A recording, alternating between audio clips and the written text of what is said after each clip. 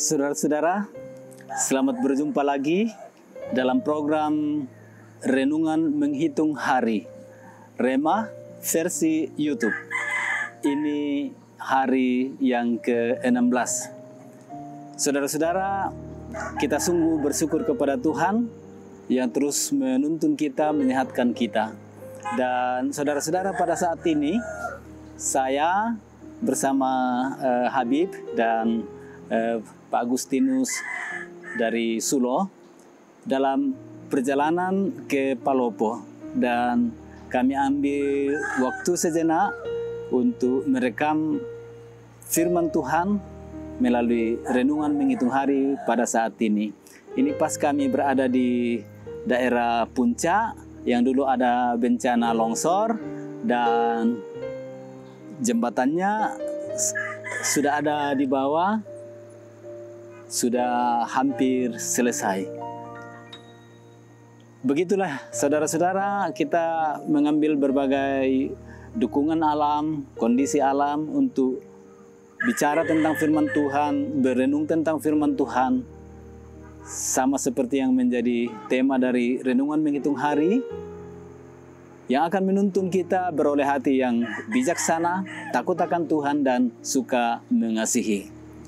Pada saat ini, saya akan membacakan firman Tuhan dan bersama merenungkannya, kita mohon tuntunan Roh Kudus sebelumnya. Marilah kita berdoa.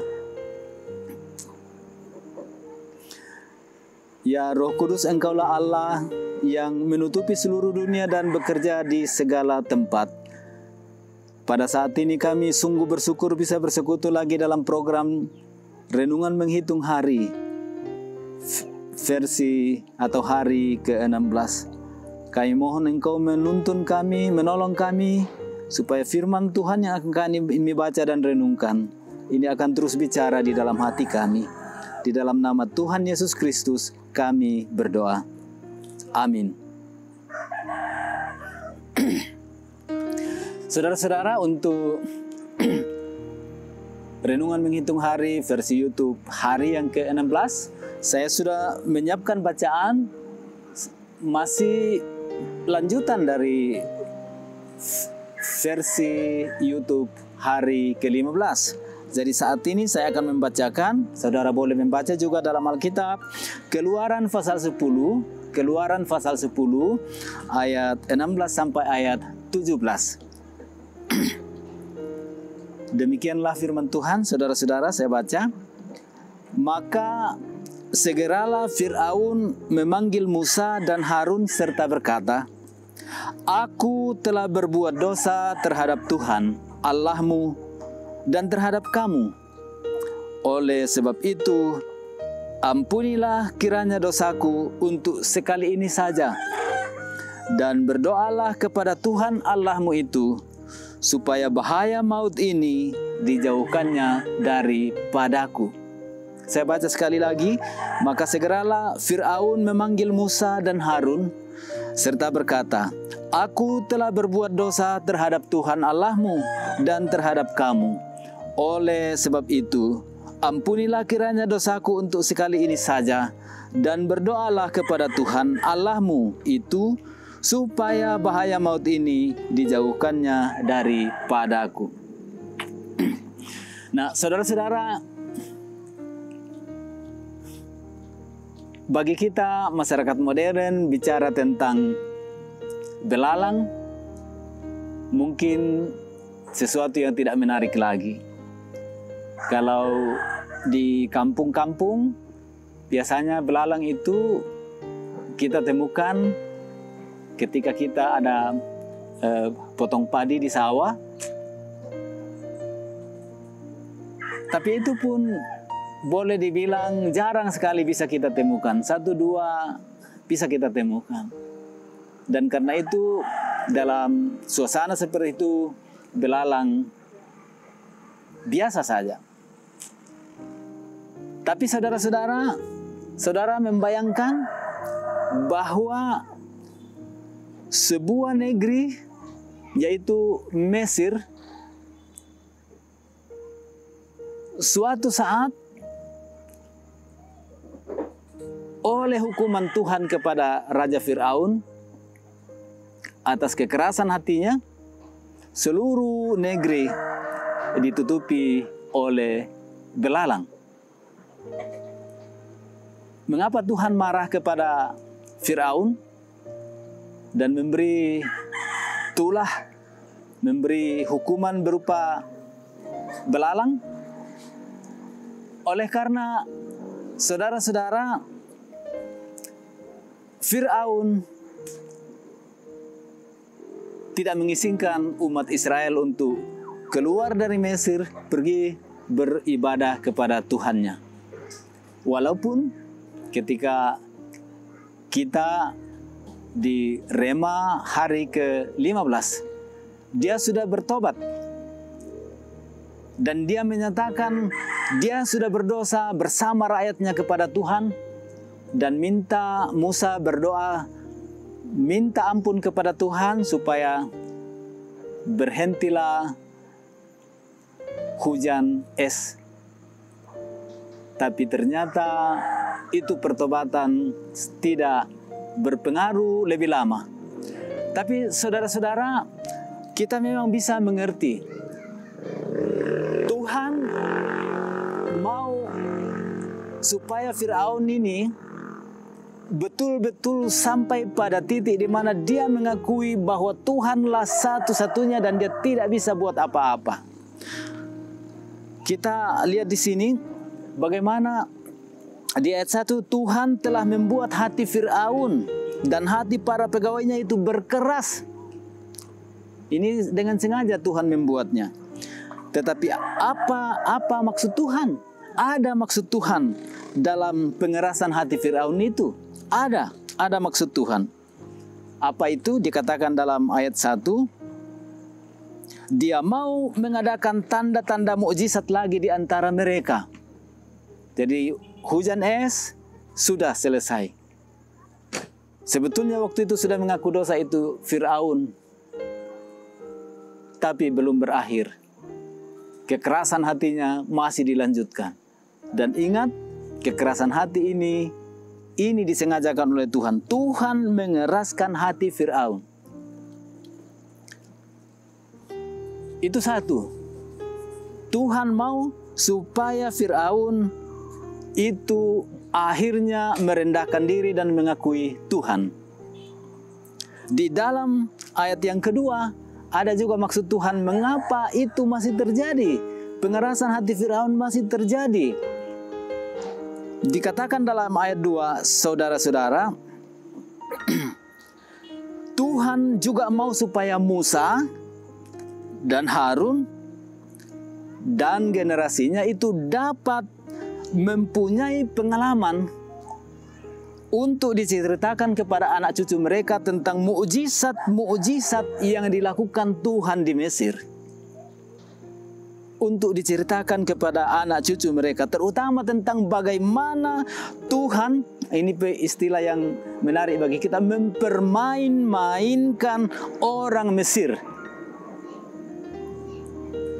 Dan tanda-tanda mukjizat yang telah Tuhan lakukan di antara mereka. Jadi untuk diceritakan oleh Musa, generasinya kepada keturunan mereka, bahwa Tuhan telah mempermain-mainkan seorang raja yang keras hati, yang keras kepala, yang merasa diri berkuasa, dengan mukjizat-mukjizat yang nyata. Dan kali ini kita bicara tentang mukjizat yang ke-8, berupa tulah hukuman atas Fir'aun. Mengapa perlu diceritakan ini mukjizat-mukjizat ini? Mengapa perlu diceritakan ini kekerasan hati seorang raja kepada generasi berikutnya? Tujuannya ialah supaya bangsa Tuhan sendiri, bangsa Israel sendiri, juga mengetahui bahwa Tuhan adalah Allah. Tuhan yang mana? Yaitu Tuhan yang menuntun umat Israel keluar dari Mesir menuju ke tanah Kanaan. Jadi di samping Fir'aun perlu mengetahui Allah, mengetahui Tuhan, tunduk kepadanya, umat Israel juga harus mengetahui Tuhan Allah yang luar biasa seperti itu. Nah, saudara-saudara, di dalam ayat 4 sampai ayat 6 ya, ayat 3 sampai ayat 6, sebetulnya kita di situ melihat bagaimana Tuhan sudah berfirman kepada Firaun melalui Musa. Tuhan mengatakan, sampaikanlah kepada Firaun, berapa lama lagi engkau menolak untuk merendahkan diri, mengizinkan umatku pergi dan merendahkan diri di hadapanku. Tuhan bertanya kepada Firaun, berapa lama lagi engkau menolak untuk merendahkan diri di hadapanku? Biarkanlah umatku itu pergi supaya mereka beribadah kepadaku. Itulah firman Tuhan kepada Firaun yang disuruh Tuhan sampaikan melalui Musa. Tapi saudara-saudara, apa yang terjadi? Dikatakan Tuhan mengancam Firaun dengan tulah belalang. Musa disuruh menyampaikan kepada Firaun bahwa Tuhan akan menghukum Mesir lagi dengan tulah belalang. Tapi apakah Firaun menyerah? Sebenarnya para pegawainya boleh dikatakan sudah merasa ngeri dan menyerah. Para pegawainya itu sudah mengatakan kepada Firaun, kepada raja mereka, berapa lama lagi orang ini, menunjuk kepada Musa, berapa lama lagi orang ini menjadi jerat kepada kita? Jadi bagi pegawai Firaun, kehadiran Musa dan umat Israel itu dianggap sebagai jerat yang menjerat mereka jatuh ke dalam berbagai tulah, berbagai hukuman.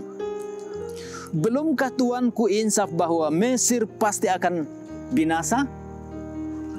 Ini para pegawai meyakinkan Raja Firaun supaya mengizinkan orang Israel itu pergi.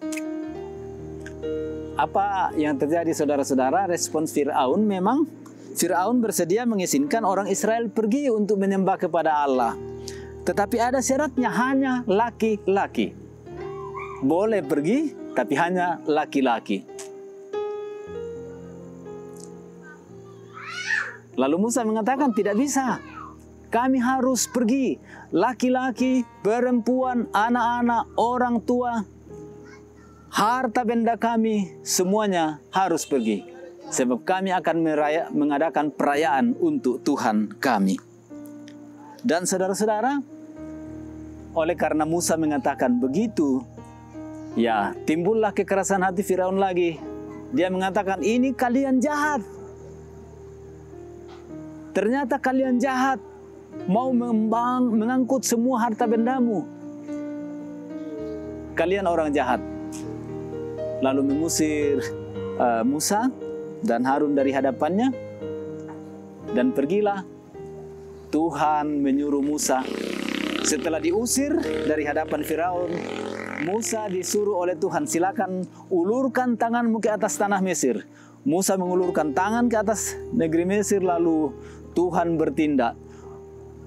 Membuat ada angin yang begitu kuatnya dari arah timur, bertiup ke seluruh negeri Mesir, membawa belalang, dan seluruh negeri penuh dengan belalang. Bukan hanya di luar, tetapi juga di dalam rumah-rumah, termasuk di istana Firaun. Sampai dikatakan bahwa suasana menjadi begitu gelapnya oleh karena begitu banyak belalang. Tadi saya katakan kalau kita potong padi, belalang 1-2 ditemukan. Tapi ini menutupi seluruh negeri, udara, dan seluruh tanah lapang, bahkan sampai di rumah-rumah. Dan dikatakan juga bahwa belalang ini akhirnya membersihkan semua tumbuhan yang masih tersisa dari hujan es sebelumnya. Mereka memakan habis semuanya. Dan saudara-saudara, barulah Firaun sadar setelah tulah itu betul-betul terjadi. Dia tidak bisa berbuat apa-apa lagi. Seluruh negeri dipenuhi dengan belalang. Negeri menjadi gelap sampai rumah-rumah mereka dipenuhi oleh belalang. Dan barulah sadar ini Raja Firaun apa yang dia buat. Dia suruh memanggil kembali Musa kepadanya. Dia katakan, lalu dia menyatakan pengakuannya, aku telah berdosa terhadap Tuhan. Aku telah berbuat dosa terhadap Tuhan. Dan juga terhadap kamu, maksudnya kepada Musa dan kepada Harun.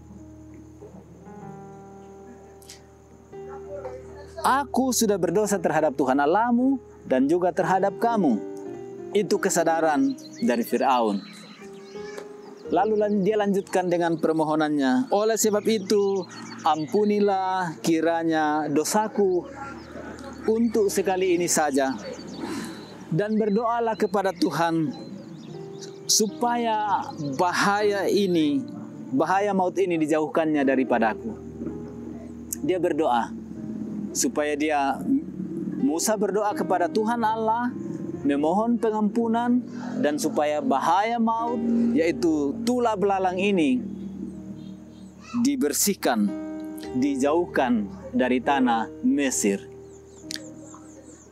Dan memang saudara-saudara, semua dalam rencana dan kendali Tuhan.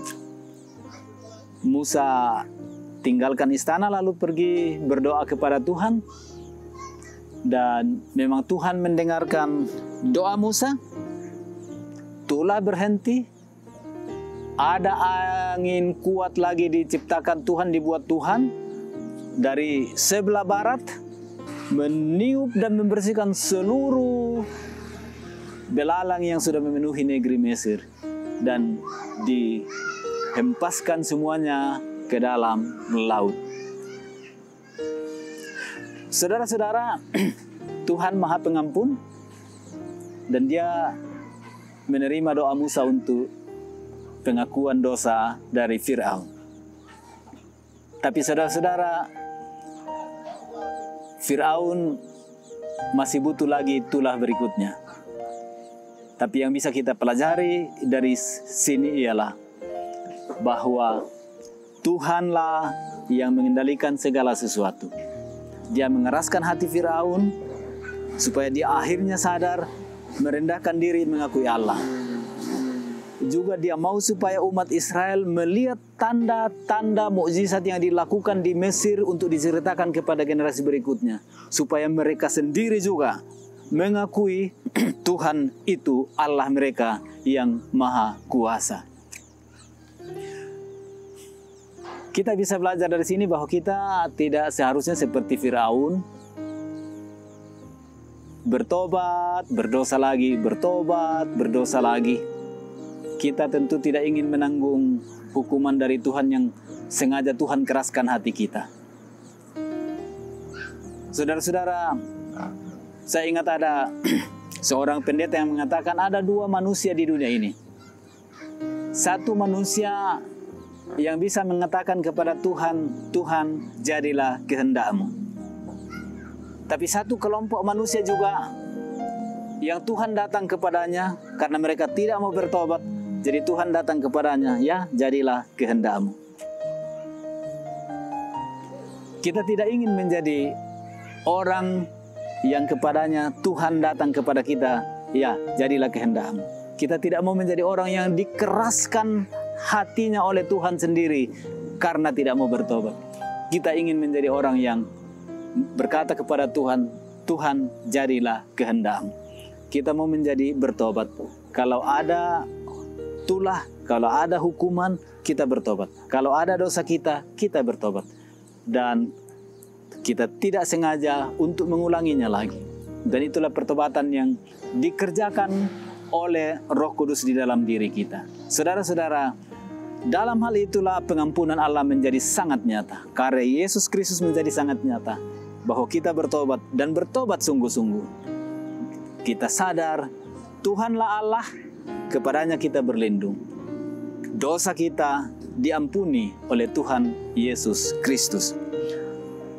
Tema dari Renungan Menghitung Hari versi YouTube 16 atau hari ke-16 ini ialah Aku telah berbuat dosa terhadap Tuhanku. kita pun bisa berkata seperti itu. Kita sudah berdosa terhadap Tuhan dan kita mohon diampuni. Amin. Marilah kita mensyukuri firman Tuhan. Kita berdoa. Ya Roh Kudus, tuntunlah kami supaya kami tidak menjadi seperti Firaun yang dikeraskan Tuhan hatinya oleh karena keras kepala, keras hati dan tidak mau bertobat bersungguh-sungguh. Buatlah kami menjadi pengikut Yesus yang sungguh-sungguh bertobat, selalu merendahkan diri dan mengakui Tuhan sebagai Allah kami yang Maha Kuasa dan kami selalu berserah kepadanya. Ya Roh Kudus, Engkau terus bicara di hati kami, mendidik dan mengajar kami menjadi orang-orang yang tahu diri, memuji nama Tuhan, memuliakan Tuhan, dan bergantung pada Tuhan semata-mata. Di dalam nama Tuhan Yesus Kristus kami berdoa. Amin.